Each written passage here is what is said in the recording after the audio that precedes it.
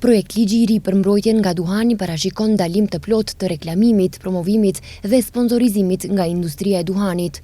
Këto dispozita ligjore vlen për publikimet në media, në internet dhe rrjete sociale, si dhe për ngjarje, lojra shpërblyese, zbritje dhe dhurata. Qasja e lehtë dhe ekspozimi i produkteve rrisin numrin e përdoruesve të rinj, veçanërisht te fëmijët dhe të rinjt. Largimi i ekspozimit konsiderohet një nga masat më efektive për parandalim. Mbrojtja e fëmijëve është prioritet absolut, vlerëson Ministri i Shëndetësisë Azir Aliu. Përveç ndalimit të shitjes për të miturit, jo vetëm të cigareve klasike, por edhe të gjitha produkteve të tjera me nikotin, ligji parashikon edhe ndalim të ekspozimit publik të produkteve të duhanit dhe nikotinës në pikat e shitjes, ndalim të shitjes së tyre në objektet hotelerike, sportive, kulturore dhe në ngjarje publike.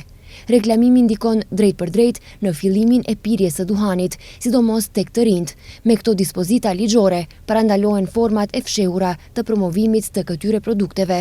Shëndeti publik ka përparësi ndaj interesit komercial, thekson Ministri Aliu.